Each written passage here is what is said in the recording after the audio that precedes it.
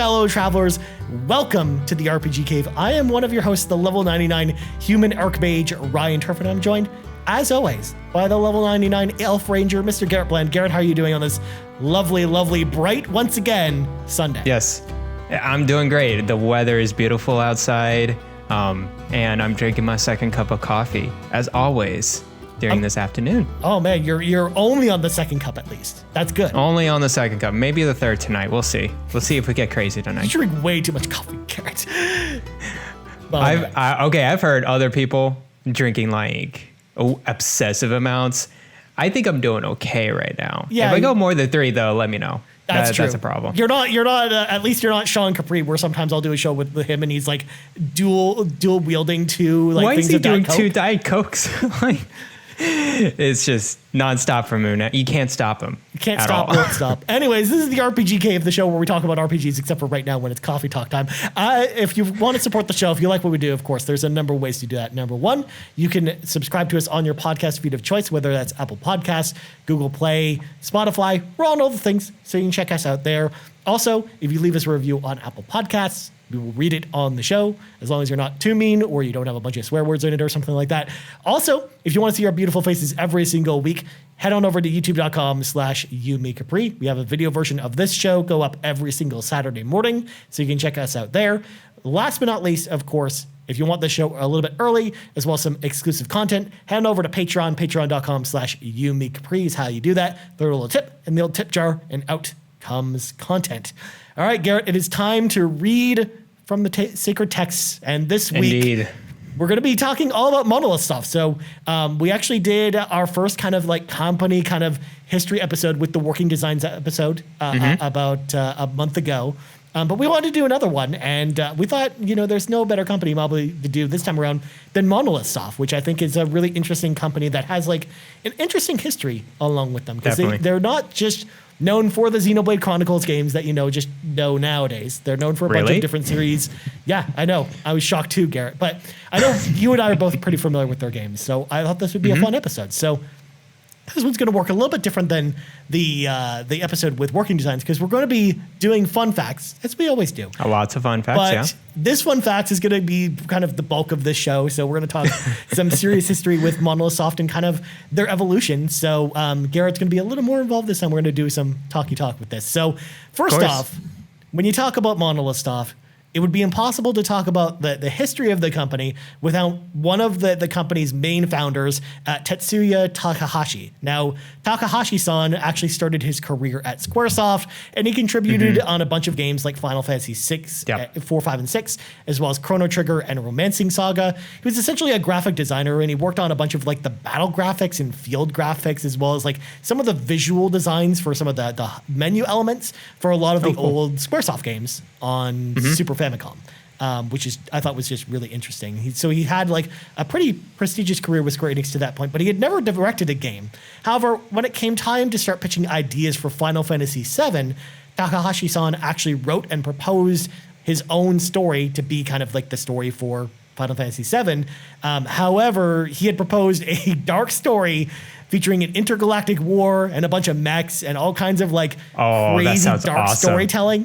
However, his pitch was deemed by Square Enix to be too dark for a Final Fantasy game. So come on, man. What they decided to do is they decided to basically take this idea, because they liked the idea a lot, it just didn't really fit in the Final Fantasy mold, and essentially appoint him to create his own game. So Sakaguchi-san, who is kind of the creator of the Final Fantasy series, basically appointed him to be the director and kind of the scenario writer for a new game that would be known as Xenogears on PlayStation 1. So, and this kind of basically started kind of the whole like Xeno saga, whether it's like the Xeno saga games or the Xenoblade Chronicle games, where they all of their DNA kind of points back to Xenogears. And I mean, I played a lot of PS1 games, as everyone knows from the show, whereas Garret, I know PS1's kind of a blind spot for you with a lot of RPGs. Yeah, a huge blind spot. Yeah. But Xenogears in particular is one game on PlayStation 1 that's probably one of the strongest RPGs, let alone strongest games on the console. I think it's a fantastic game. It's a turn-based RPG, so again, similar to the other Final Fantasy games, but it has elements that you might recognize from, say, Xenoblade Chronicles X, where essentially you're able to call down a mech in the middle of combat. Oh, cool. And then you have basically like different actions that the mech has available to you. And essentially you use those to basically defeat larger and larger enemies. And some of the enemies have like giant scale, which again, tell me if you've heard that before, like fighting enemies in mechs that are on like this huge scale, like say Xenoblade Chronicles X, for example. Of course, yes. So yeah, in fact, I would say Xenoblade Chronicles X in particular is kind of like the spiritual successor to Xenogears, essentially. So that's interesting. If y'all today have played Xenoblade Chronicles X and you like that type of game and you want more of that, like Xenogears on PlayStation 1 is actually like a really fantastic game to go back to. It's a great story, great cast of characters, and it's just a really impressive game from top to bottom. And it actually sold really well. Like it was actually a really high-performing game, which of course was thanks in part to it being popular in North America as well. So what ended up happening from here is after the release of Xenogears, Takahashi-san decided to leave Square after finding that the company was shifting towards only really supporting existing IPs rather than independent ideas. Because essentially at the end of the PlayStation era, they tried a whole bunch of stuff. They had Vagrant Story, they had Final Fantasy Tactics, they had a whole bunch of different types of games and a whole bunch of independent IPs that were all like hit and miss on the PlayStation 1. And even though Xenogears did really well, they didn't want to greenlight a sequel to it. And if anything, they wanted his team basically to go back and start working on Final Fantasy again, or some other like IP that already existed. So he didn't want to keep doing that. So he actually decided to form a new company in 1999 that we know today as Monolith Soft, along with Yasuyuki Hone and Hirohide Segura. And basically, Segura-san was kind of a producer on a lot of Square Enix games. In particular, he did Air Guys, which is kind of this like 3D shooter game where you're basically like, it's like a space shooter, kind of like the Darius games or R-Type or something like that. And then Han-san was another like art director on a lot of the Final Fantasy games. So that's kind of where their history kind of stole some people from Square Enix. That seems interesting. Yeah, and in fact, this was part of like a big trend around this time, like Mistwalker or a bunch of other companies that were being formed from, the fallout of a lot of Square employees that weren't really liking this direction, that all basically split off from Square Enix to basically form their own companies. So that's how that all came about. So the company itself wanted to remain independent, but they really felt like they needed a publisher of some kind in order to continue to, publish games. So, especially like it was a different landscape this time, like versus nowadays, where nowadays you see a lot more independent companies because a lot of the current consoles, you can self-publish your games on there with no problem. But, back in the PS2 original Xbox era, because of the way like printing discs work and stuff like that, like it was very tough for you to self-publish games back in those times, unless you were doing it on PC. So as a result, they really needed a publisher. So after pitching a bunch of their ideas to a bunch of other companies who shot them down actually pretty promptly, Namco decided to actually bring them on board. And they immediately started work on not one, but two new titles, one being directed by Takahashi-san and the other being directed by Han-san for different consoles. So actually one was for PlayStation 2 and then one was for GameCube. But essentially they signed this like second party kind of agreement with Namco at the time, because it wasn't Bandai Namco until much later. Right, which was interesting. So the company's first game was directed by Takahashi-san, was Xenosaga Episode 1 Der Wildzermacht. That's the full title. I got that German pronunciation in there correctly, I think, hopefully. Which launched on PlayStation 2 in Japan on February 28th, 2002, and the following year in North America on February 25th, 2003. And that's going to be a pattern we're going to see a whole lot with Monolith Soft, because they usually release their games a year later in North America up until kind of current day that we kind of see with them. So Xenosaga, for those that haven't played it, is like this like sci-fi kind of space opera mixed with like this like it's like an anime space opera essentially, and it takes place over 3 different games. Like it was basically a planned trilogy from the very beginning. And these games are long, very, very, very, very long, and kind of hard to get through. They're very talky, but again, they're turn-based games as well. So again, similar to what we saw with Xenogears, but they took out kind of the mech component. But some of the characters can call in kind of like heavy like weapons or artillery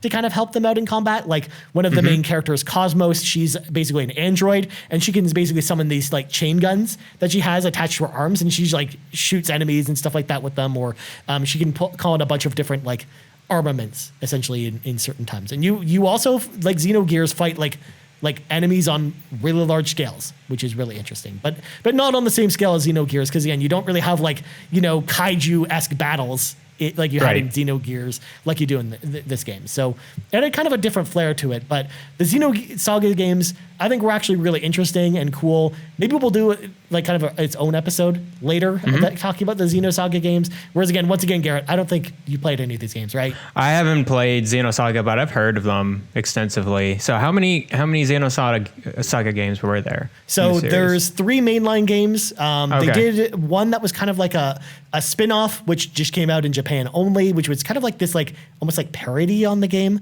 And then they did a Xenosaga 1 and 2 3DS release that once again only came out in Japan. Oh, come on. Yeah. Again, that's another thing theme that you're going to see with a lot of the things we're going to talk about here, because they also developed a lot of only in Japan stuff. So yeah, that's true. Japan gets all the cool stuff, Garrett. That's just how it works. But the Xenosaga games, I remember them fondly, but they're tough to go back to today unless you've got 300 hours set aside to play all 3 games. Really? Is it like 100 hours per game? Is it really the dialogue that's really long? Or it's the dialogue. You've got like hour to 2 hour cutscenes sometimes. So it's like a Metal Gear game, but like a JRPG format. So it's like triple. Just think anime sci-fi Metal Gear, and you've got pretty much a understanding of how long the cutscenes are in this game. Yeah, and having it in a PS2 graphics type of way now these days is probably rough to go through. Or there's like certain sections where you'll sit through a 45-minute cutscene, and then out of the cutscene you'll go straight to a boss fight, and then another hour and a half cutscene. So like there's sections like that. That's where it's very just like, Metal Gear. Yeah, it gets very talky. So if you're in it, again, some people are just really into that thing, and other people aren't. And again, not all the games are exactly 100 hours in length. Like Xenosaga 1 is only like 85 hours, but Xenosaga 3 is like super long. It's like almost 150 hours long. So goodness. Yeah. They're very, very long games, but they're fun. Like the combat is actually really fun in these games. And the story is interesting. I just wish it wasn't so long. So yeah, it's so funny when I play my Xbox now with like certain cutscenes, I don't touch my controller. But after 15 minutes, it wants to do that faded sleeping mode. It's like you would have to do this all the time if you were playing this game now. So that's why this is the type of game where I think it would be really interesting to see like a remake of like Xenosaga, or like a reworking of the story where it's like a more abridged version of it, and having those games get re-released, because I think they are fantastic games, but they're stuck on the PS2, and again, since they're harder to go back to, I think they're the type of games that I think would be ripe for like a really good like remake, almost like they did with like Xenoblade Chronicles Definitive Edition. Like I'd love to see them maybe do something like that, but with this, I think it would be pretty cool. Xenoblade Chronicles Definitive Edition was just an HD polish, I think. I'm thinking more, if a remake, I'm thinking just say a new game, like Xenosaga, and like try to make your spin off of that universe. It seems like you really liked it, so I think they could totally pull that off. For sure. And just making a new game. I mean, it's either that or they could do what they did with, Final Fantasy VII and then split it into like 9 different games, or however long Final Fantasy VII Remake actually ends up becoming. So they could do that as well. But please don't do that. I mean, the game's long enough already. But then the second game that I kind of mentioned, because as I mentioned, there were 2 games that were actually being developed at the same time. The other game was directed by Hanson, was Batten Kaidos. Eternal Wings and the Lost Ocean, which launched on GameCube on December 5th, 2003 in Japan, and the following year in North America on November 16th, 2004. For those that haven't played Baten Kaitos before, Baten Kaitos is another turn-based RPG, but it actually uses a card battling system. Right. I've heard of this one. Which is interesting. That's really cool. It's also a very long game, but it's not as long as the Xenosaga games. I just keep doing that. But Baten Kaitos, I think, was fun. It was actually one of the best RPGs on the GameCube. But as we talked about when we talked about Tales of Symphonia on the Tales episode, you were kind of strapped for choice as far as RPGs on the GameCube. Right. But definitely Baten Kaitos was one of the better ones for sure. So I definitely think that it was actually like a really solid game, but just not like this incredible experience. And definitely, again, like if you're not into card battling combat in RPGs, probably not going to be up your alley because, again, they really, really leaned into the card stuff with Baten Kaitos. But there's only 2 Baten Kaitos games. This is probably the only time we ever talk about Baten Kaitos on the show because they did do a prequel to Baten Kaitos called Baten Kaitos Origins, which came out a couple of years later, so also on GameCube as well. And then we never saw the series again. Beyond this, it looks like it had great reception too. A Metacritic of 80. Yeah. For a card game, a card-based RPG. Okay. I think people That's really pretty like Baten Kaitos, the ones that actually, gave it a chance, or people who like card battle systems in their RPGs. But for me personally, I don't, love games like that. So right. I gave it a chance though, because again, as a GameCube owner, I wanted to try all the RPGs on GameCube. So I definitely gave it a shot, but it just wasn't really for me personally. But I know people that really, really, really love Baten Kaitos and wish that the series would come back, one day at some point. I really wish I played this game at the time because this is right around where I was getting into more video games. I was into the GameCube and I was into Yu-Gi-Oh! During this time too. I wish someone just directed me towards this game. This is another game just like Xenosaga where I think it would be right for it doesn't even need a remake. I think this would be great for a remaster. Like just remastering these games and putting them out now, I think would be awesome. You could do that with PC, I think. Pretty simply too. So for sure.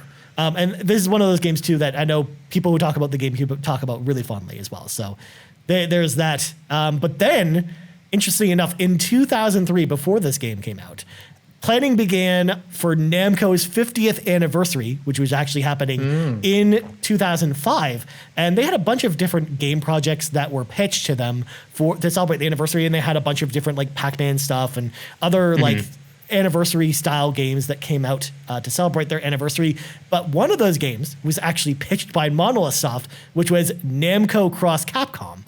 So while Takahashi-san's team was busy working on Xenosaga, and Hansam's team was busy working on Baten Kaitos Origins, the project was actually handled by a third Monolith Soft team, led by Suichiro Morizumi, for the release on the PlayStation 2 in Japan only on May 26th, 2005. And the reason why they kind of wanted to bring Capcom into this is they wanted to basically celebrate Namco's 50th anniversary in style by basically bringing like a roster of characters spanning the entire basically life of Namco into the game. There's like 100 playable characters in this game, but it's a strategy role-playing game similar to, Fire Emblem, Shining Force, or other games of that ilk. But what was really interesting about this game is actually the way the combat works. So again, it would be like kind of a grid-based top-down system where you'd kind of move your characters around. But when you got into battle, like your characters would move in pairs of 3, essentially. And it would essentially turn into almost like this fighting game where essentially you would have a bunch of moves mapped to all the 4 face buttons. Oh, that's so cool. Yeah. And then you'd basically press them in like an order that basically would build specific combos. And basically the characters would attack the enemy at the same time, which was just really cool.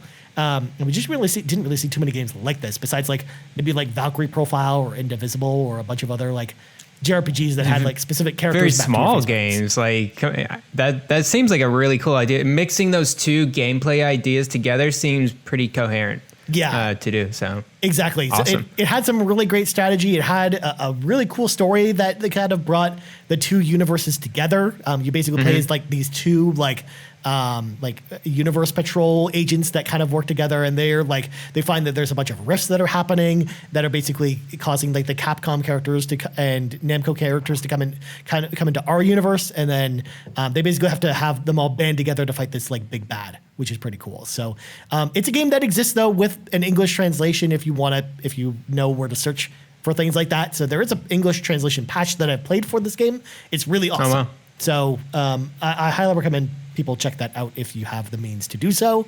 But that was kind of so this released in 2005 and was a big hit. But unsurprisingly, they didn't actually do another one until much later, which we're going to talk about a little bit later in these fun facts. However, again, these are all the days with Monolith Soft as part of Namco. But of course, we now know them as being part of Nintendo. So after the merger with Bandai in 2006, Bandai Namco had a bit of a culture change, and Monolith Soft was finding a hard time basically pitching games to Bandai Namco to create, because like what we talked about, what happened with Square Enix, essentially they'd become very risk adverse. So they didn't want to try out new ideas or try out different games. They wanted to stick with what worked, which of course was not what we know Monolith Soft is kind of all about. So after consulting with Shinji Hotano, who was an executive director at Nintendo at the time, the company made the announcement on April of 2007 that Nintendo had purchased 80% of the stake in Monolith Soft, with Bandai Namco retaining 16% of the company, and then the other 4% of the shares actually went to the three company heads that I talked about earlier, that who founded the company back in the day.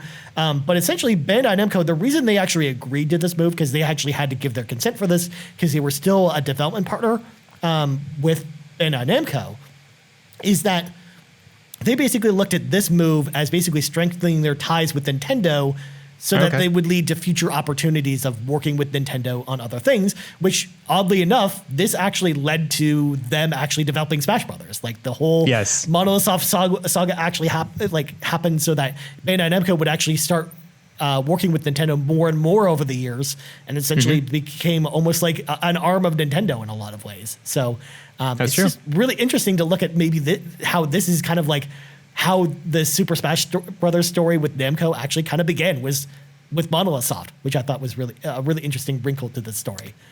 That is an interesting connection to see. You don't see those type of, I guess, like business decisions to come together like that. It's an interesting I did not realize Monolith Soft was with Namco until I was looking into it and seeing this trade-off, and it's like, okay, now Bandai Namco is now but relating to Nintendo a little bit more, and then seeing that they're supporting games like Super Smash Brothers. It's cool to see. Yeah, like it's something you didn't I didn't even think about like putting two and two together with until kind of doing research for this episode. But I thought it was just a really cool point. So around the same time, when kind of brainstorming ideas for new games, Takahashi-san was really trying to think about ideas of kind of where to go from here with their games, especially after Xenosaga, the series had basically ended the year before. He was looking for new ideas for games. So he had basically come up with this idea for a game where people lived on top of the bodies of two gigantic gods, if this sounds a little bit familiar to you, Garrett. Of course he did. And basically, he presented this idea to Hanson, and essentially they actually built these like 3D models that they had in these in their office, basically depicting this idea to see if it would actually work as a concept. And there's actually pictures of this online if you want to actually go take a look at this, which I thought was just really interesting. So this concept, of course, became the basis for Xenoblade Chronicles, which was kind of the new kind of series. And the reason why they actually stuck with the Xeno name wasn't so much that it's a tangential connection to either Xenogears or Xenosaga, because it's not the case. None of those games are connected. They're not even really in the same universe or anything like that. Well, I mean, there's some little things like Cosmos, for example, being a blade in Xenoblade Chronicles 2. They're connected in that way, but they're not meant to be.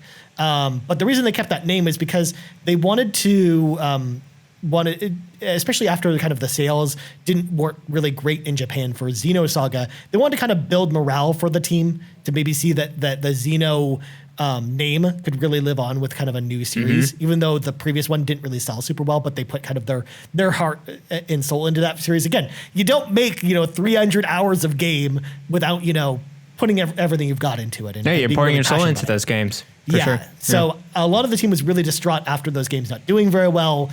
So they wanted to continue that legacy, which is why it was named Xenoblade Chronicles instead of just Blade Chronicles or something completely different and generic. But that game was released on the Wii on June 10th, 2010, and in North America on April 6th, 2012. And this is a game that, again, only really came to North America because, people really, really, really, really asked for it as part of this big campaign with a bunch of games at the time like Pandora's Tower and The Last Story.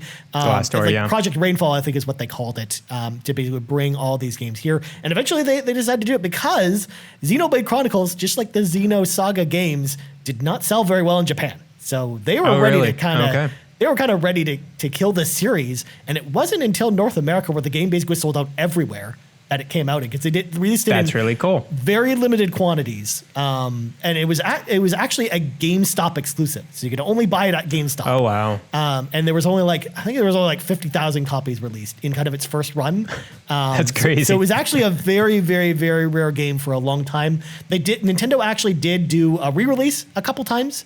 Of stock, so they actually, because of the impressive demand of Xenoblade Chronicles in North America, they did a couple restocks of it once they saw that it was selling out instantaneously, and those sold out instantaneously too. So they couldn't print enough copies of the game, because people were really, really excited about this game, and for good reason, because the game was awesome.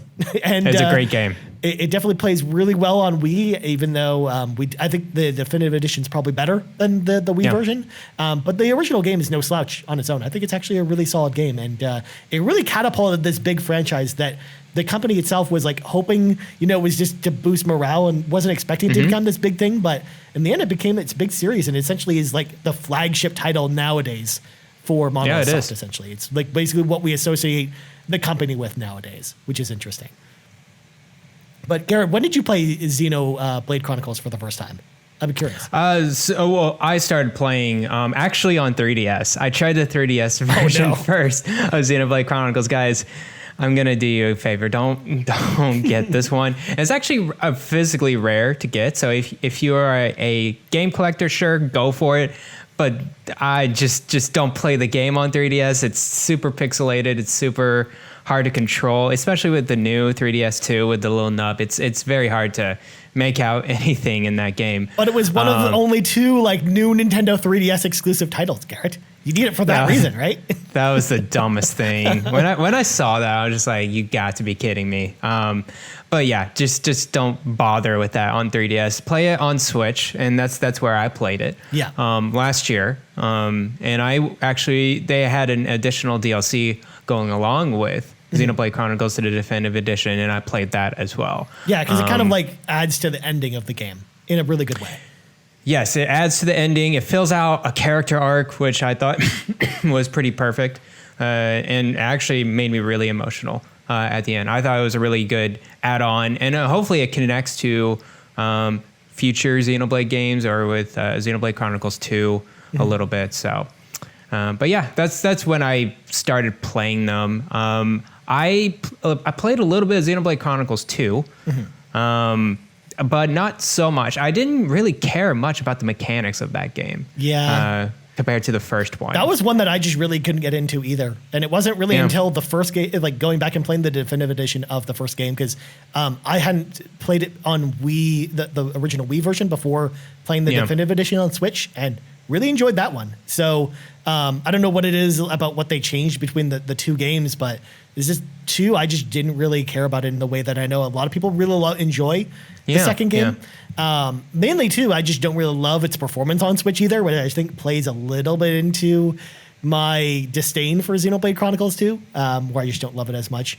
But even again, I've played the original Wii version of Xenoblade Chronicles and really enjoyed that one too. So normally if the definitive edition wasn't around, I would say play the Wii version because it's actually still great. But no, the definitive edition, I agree with you, Garrett, is definitely the way to go. And no, don't play the 3DS one ever, please. Yeah, it's bad. Literally buy anything else on 3DS at that point. And, Pretty much. go with that. But then there's one other series that we should talk about that came out around the same time Right. Xenoblade Chronicles came out, which when I told Garrett about this on an old episode of the RPG Cave, this blew Garrett's mind. He didn't know I was this was blown a away. real thing. But Bandai Namco was actually brainstorming ideas for new kind of crossover games because they really loved kind of what happened with Namco cross Capcom, but they were also getting more into that space where they wanted to kind of do more crossover stuff. So they actually came up with the idea of what they considered to be a quote-unquote dream crossover between Bandai Namco, Sega, and Capcom. So they actually brought the idea for this game that they had come up with to Morizumi-san, who did Namco Cross Capcom, to basically create a spiritual successor to that game, this time incorporating characters from Namco, Sega, and Capcom. Thus, Project Cross Zone was released on 3DS on October 11th, 2012 in Japan, and Nice. June 25th, 2013 in North America. It did get a sequel as well a couple years later, also on 3DS, Project Cross Zone 2. And these games were like Namco Cross Capcom. So the gameplay was exactly the same, where again, it's a top-down strategy RPG, and the combat's the same. So you've got your three characters, and they basically do combos and fight the enemies that way. And it's got like the same system where you've got all the actions kind of tied to the four face buttons. And this was a game that, for whatever reason, I don't understand why, didn't really review very well as far as on Metacritic. Oh, but okay. it's a game that's become like a cult hit over the years. I've played Project Cross Zone 1 and 2, and they're awesome games. It's like they're really fun. If you like strategy role-playing games, So and if this Ryan approved. Yeah. So you better go grab it. combined with the Better fact go that if what I told you about the combat is of entry interest to you, if you think that sounds really interesting, then I think these games are going to be up your alley. Like, they're definitely fantastic games, and there's a lot of fan service, of course, because you've got Ryu from Street Fighter teaming up with like some Tails characters, and You got Ace Attorney in there. You got Street Fighter characters. You got Mega Man X, it looks like. Yep, you got Ooh La La from Space Channel 5. You got some Yakuza characters. I heard there was Fire Emblem characters added in the sequel. Yeah, as so they well. had Lucina and Chrom as playable characters in Okay, I gotta get this game. Project Cross Zone 2. Yeah. It sounds so good. It sounds too good to be true. Yeah, to be honest with you. they are very fun games, and ultimately they didn't really sell super well. So they actually never ended up doing a third one. Not only that, but the director Morizumi-san actually left Monolith Soft in 2017, and I think the series is kind of dead along with his departure. I know when we had talked about this last time, you'd pulled up Project Cross Zone 3, but that was actually just a big fan idea for the game. Oh, that was a big fan idea. Okay. Yeah, it was Never not mind actually a game that actually released, which is too bad, because I think that's an amazing series of games. Like, all three of those games, like Namco Cross Capcom and Project Cross Zone 1 and 2, are all amazing games. So strategy RPG fans, if you've never played them, you should definitely check them out on 3DS. Especially Project Cross Zone 2, which kind of got overlooked because it came out the same year the Switch came out. So I think a lot of people That really makes missed sense, it. yeah. Well, no, actually, no, it came out the year before, it looks like. But I meant it was coming out around the same time. That's what I meant to say. Like, it was. Oh, okay. I think a lot of people were really kind of moving away from 3DS at the time. That's true. I was really just playing, what's that one, Persona Q2. Yeah. During that time as well. It was one of the last, 3DS games that was in my mind. I've never heard of Project Cross Zone until you told me that, and I can't believe I haven't known about this game or these pair of games. So I'll definitely look into it. I'll look at the eShop. I'll look at my local game shop. They sell all games across all platforms. Well, luckily they're also pretty plentiful and pretty cheap to actually get copies of them, because you can go on eBay now and get copies for like $30 or $40 complete. Okay, so, yeah, they're actually pretty reasonable. So they're definitely the series worth checking out. So again, that was kind of looking like it was going to be kind of like the second team series for Monolith Soft for the longest time. Like, it was going to be Xenoblade Chronicles done by one team, and then Project Cross Zone done by another team. And then, unfortunately, again, it hasn't really turned out that way. And now, ever since then, we're kind of waiting to see what Monolith Soft is going to do next, Garrett, as far as, what That's games true. are going to come from them going forward. Also, though, to kind of round out our historical facts, because we've pretty much come to the modern day section, there is one game that came out in 2009 that I need to bring up, Garrett. So first of all, did you know that Monolith Soft did a licensed game at one point? And if so, can you guess what licensed game they did, or what license they did a game based off of? I kind of looked through a little bit of the history, so I kind of know what the game in the franchise is. Because they did a Dragon Ball Z video game, Garrett. Called yes, they did. Dragon Ball Z Attack of the Saiyans, which was released on Nintendo DS on April 29th, 2009 in Japan, and later that year in North America on November 10th, 2009. For those that haven't played that game is also awesome. It's basically this turn-based role-playing game with the Dragon Ball characters that that basically does like the Saiyan saga for Dragon Ball Z, and it's really interesting and cool. So it's almost like a hidden gem on the on the original DS as far as RPGs are concerned. But if you're a Dragon Ball fan and you like RPGs, like it's one of the best Dragon Ball games out there. But it's just hilarious that when you think about Monolith Soft's history and like all of the games they develop, like they don't really do licensed games. I mean, I didn't know they would be even interested in doing a Dragon Ball game, but apparently they did one for Bandai Namco. And this, of course, the interesting wrinkle of this, Garrett, is that this was the time when they had been purchased by Nintendo, but they published this under Bandai Namco. And it was a Dragon Ball game. So it was such a weird thing, just weird situation all around. But it's just cool to think about it. It's kind of like when I talk about BioWare and their history and just the odd wrinkle that's Sonic the Dark Brotherhood, which is the Sonic RPG that they developed for DS as well. Which is just funny to think about when you think about kind of BioWare's history in general. Well, that's definitely interesting. So those are the fun facts. That's your mini history lesson, your 35-minute history lesson on kind of how Monolith Soft kind of came about and kind of their history and where they kind of came from. So of course, the notable series that they're known for, we just kind of talked about them. So Xenosaga, Xenogears, Xenoblade Chronicles, Project Cross Zone, that's kind of what they're known for.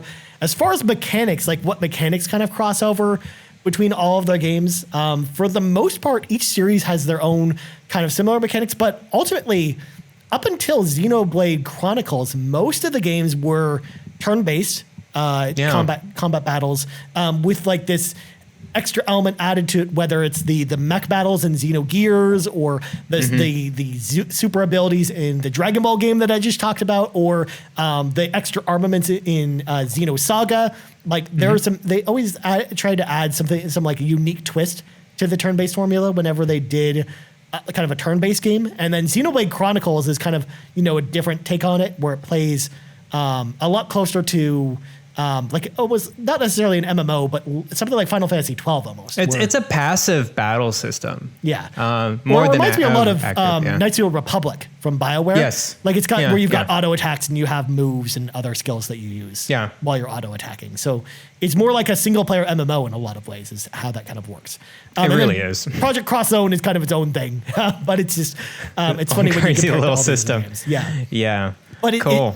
When you think about the directors of all these games, Takahashi-san, all of his games are pretty similar to each other, but they feel a little bit different because of the things I just talked about. And then Han-san's games are very different too, because they're all like card-based RPGs. Right. But then Han actually worked a lot on the Dragon Ball game I just talked about too. So he pulled a lot of elements into that. And then again, Project Cross Zone is just its own animal right there. So as far as mechanics, they don't do too much. There's not a ton of crossover, but but when you know the creator and who's directing each game, they start to make more sense and feel more connected together based on the director of each game. Like the Xeno games, in a way, all feel like they came from the mind of one person. If you think about them when you kind of compare them all together, which is really interesting. So it's just some other interesting facts about Monolith Soft. Apparently, Namco Bandai sold its remaining shares to Nintendo in 2012. That's so true. It's mostly Nintendo now. And you can see it now since 2011 all the way up to now. They're a support studio as well. They work on a lot of other stuff. Yeah. Multiple Nintendo games focus. I think that's interesting. I know we're focused more on the games that they have developed and releasing and everything, but it's interesting to see this formation of once a studio made to be independent and to create their own type of games and identity, which they still do with Xenoblade Chronicles, don't get me wrong, but now it's more and more towards melding with Nintendo, even though they're technically not a first-party Nintendo studio. of any kind. Yeah, well, I mean, if they're fully owned by Nintendo, they're kind of a first-party studio at this point because, like, Nintendo publishes all their games now. They only exist on Nintendo platforms, so That's true. I would consider them now a first-party studio at this point. Now that all the Bandai Namco shares are gone at this point. But yeah, like you're right. Like as far as you've seen a definite shift when they became part of Nintendo, because again, besides Project Crosszone and Xenoblade, like they haven't really experimented with a bunch of other franchises. They've really just stuck with, what works. And they kind of remind me of like what Intelligent Systems has kind of become too, where the Intelligent Systems, very similarly to kind of Monolith Soft, where they essentially are kind of a support studio on a bunch of other games, like WarioWare, for example. Like Intelligent Systems worked on that game, but they're basically known for just doing Fire Emblem. That's kind of their own kind of main series that they work on, kind of like Monolith Soft, but then they work on a bunch of other stuff as well. So it's just interesting to kind of compare that as well. Definitely. Yeah. And Monolith Soft is a huge studio. How many employees do they have now? Like they're pretty much up there. They have 4 studios and they have 275 employees as of 2021. Which is a lot. That's a lot of people. That is a ton of people. So they definitely grew over the years, and Nintendo's fully supporting them and letting them support in their mainline games. They're helping with Breath of the Wild 2. Like I'm really wondering what are they supporting on? Are they just doing? Are they doing more of the RPG type of mechanics in these games? Are they trying to get that identity into these games? I'm not too sure. It's possible, but I think they might be more actually ingrained in a lot of the art assets as well as art assets, UI design and stuff like that. Because if you remember, kind of the what I talked about at the beginning when they kind of formed Monolith Soft, like 2 of the 3 company heads were art people. And I think that they come from that lineage of developing a lot of art assets for games. So I think that might be more what they help out with more than anything, like UI design, character design, stuff like that. I think that might be more what they're incorporated in. But yeah, who knows? I guess we'll find out when Breath of the Wild 2 comes out. But it's cool to know that they've got their hand in a bunch of different stuff, which is always interesting. But you know how much they're involved. We have to wait and see for that kind of thing. But so we should of course talk about the future on Monolith Soft, what we want to maybe see them do next, which brings in a question from Hobie1K, at Hobie1K. They asked the question on Twitter, what do you think we will actually see next? And what would you like to see next from Monolith Soft out of the following? So he gave us 3 choices. So Xenoblade Chronicles 3, Xenoblade Chronicles X sequel, or a new RPG IP. So Garrett, if you had your choice of these 3, what would you want to see next, and what do you think will happen next? What I want to see next from Monolith Soft is actually try to steer away from the Xenoblade series and try to do a new RPG IP. Just because I did dabble with Xenoblade Chronicles 2. I've dabbled with Xenoblade Chronicles X via emulator. I wish I played more of that, so I don't have much impressions off of that. But it seems like they just get into a groove and they try to improve like what they have already. But I still think the first game is just really, really good. I don't think the sequel is living up to the first one. And I just want to see a refresh take of what they can do now that they have some experience with other games. And now they have, different takes. I think for a new game, I would also like to see going back to turn-based RPG mechanics. Just that's my bread and butter. That's my home field. I would very much like to see that. So that's what I would want. What I actually think is going to happen is Xenoblade Chronicles 3. Yeah. And that's been leaked. I was going to say, we already kind of know what's happening next, Hobie. So, I mean, for the most part, as much as we would want to see something different, I mean, I think that's for sure what's coming next. In fact, we were actually very surprised we didn't see it during the Nintendo Direct. That just happened surprised, earlier this week. So, as for me, I'm in the same boat. I would love to see them do something not Xenoblade Chronicles related, just because, again, it feels like we've been getting nothing but Xenoblade Chronicles from them for a while. And again, just looking at the history of the studio, like they've done a whole bunch of other stuff that's not Xenoblade up until nowadays, where all they do is Xenoblade now. And again, it reminds me of Intelligent Systems or a bunch of other companies where they're just basically just focusing on one franchise the whole time. But I would love to see kind of them stretch their wings and do something different. I mean, yes, I know the Project Crosszone series is kind of dead, but I would love to see like that idea be turned into something else. like them maybe doing another strategy role-playing game, and it doesn't have to be a crossover between a bunch of different franchises to be awesome. Like I would love to see even like that combat system, or them do something else like that, or I don't know, just surprise us with something completely different out of left field. I think would be cool too. But yeah, like I'm with you, Garrett. I would love to see them do something more turn-based rather than what they're doing with Xenoblade, and maybe that's what they do with like kind of their one of their other studios. Because again, like you said, they have 4 different studios, and I think 3 of the 4 of them are mostly helping out with other Nintendo games, or 2 out of 4 of them are. And then kind of the main studio, as well as one other one, are basically doing Xenoblade at this point, as well as whatever else. Yeah. Again, I'm just assuming that's what they're doing internally. But that's what they're thinking, yeah. I think they could definitely develop like a Xenoblade Chronicles 3 and then something else alongside it.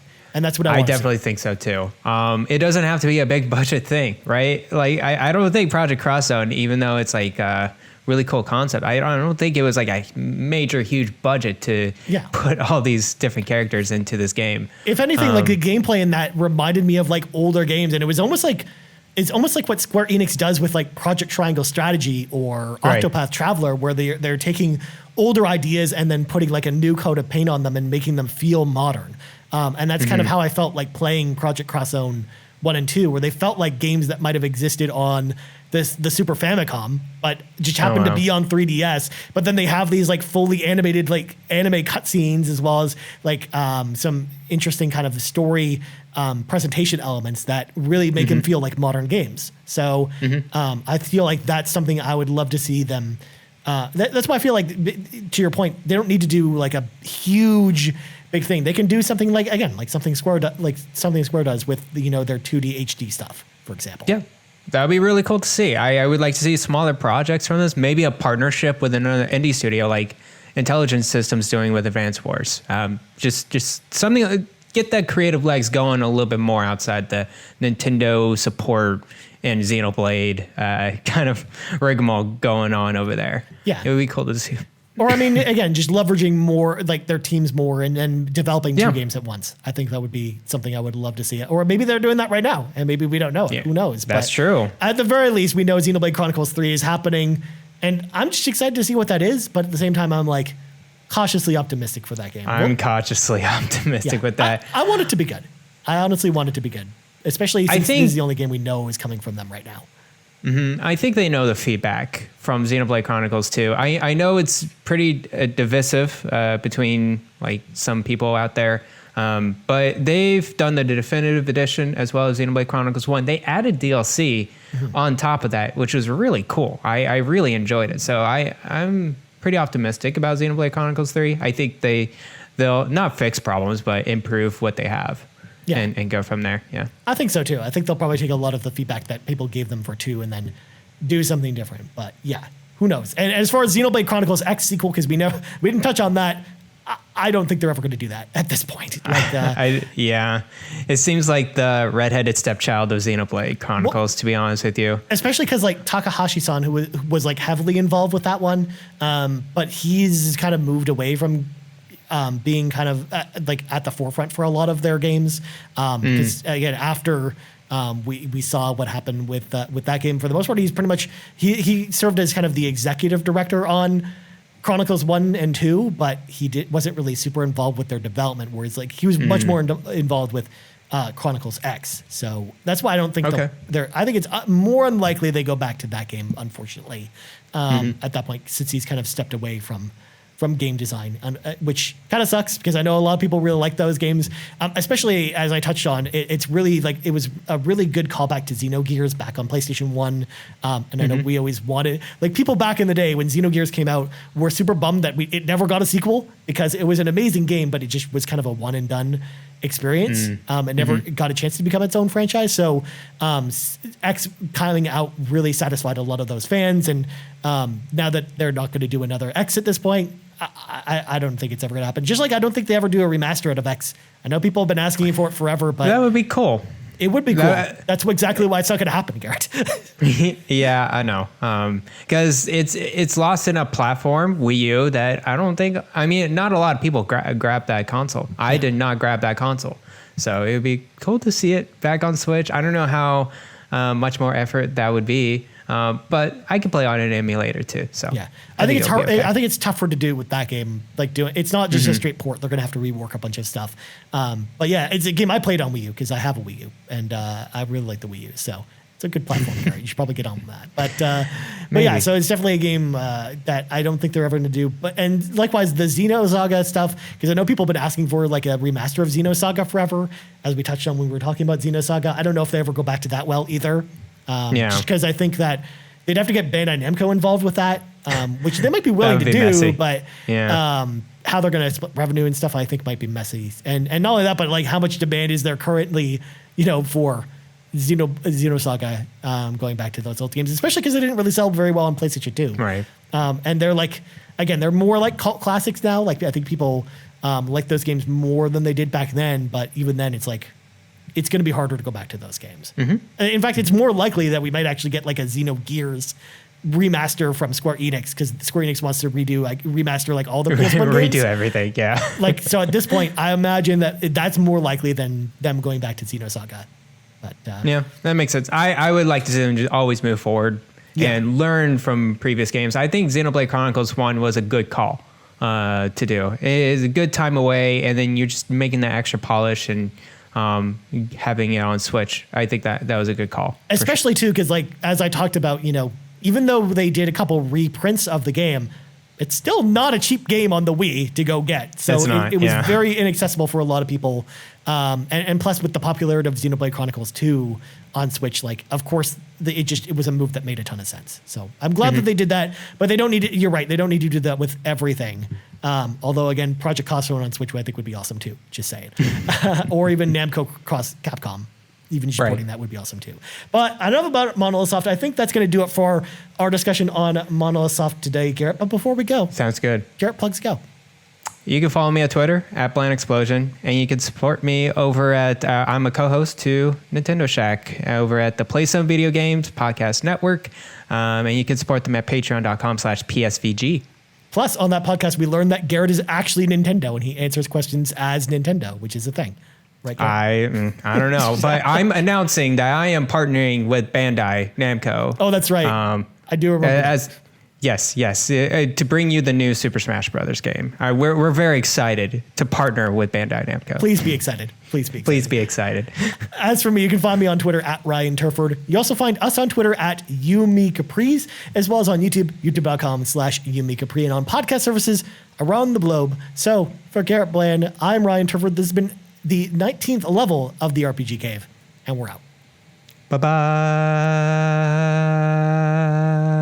The RPG Cave's mana is fueled by patrons over at patreon.com/YouMeCapri, and I want to say thanks to each and every one of our Patreon supporters for all of your support throughout the years, as well as supporting our independent content. And let's start by thanking our premium producers, Dallas Ford, Lee Navarro, the fearless leader of the Phoenix Overdrive Extra Life team, and Jonathan Brown. You can find his content over at youtube.com/PM Entertainment.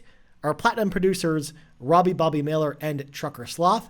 And our gold members, Argo, Brendan Myers, Dallas Robbins, Emily O'Kelly, Heather Boney, James Johnson, Joel Brooks, Jose Jimenez, Mac Time, Benji Kong, Marcus O'Neill, RJ Kern, Dano, Skinny Matt, Mr. and Mrs. Nasty Boots, Foolish Fuji, and Xavier Reyes. Thank you all for all of your support.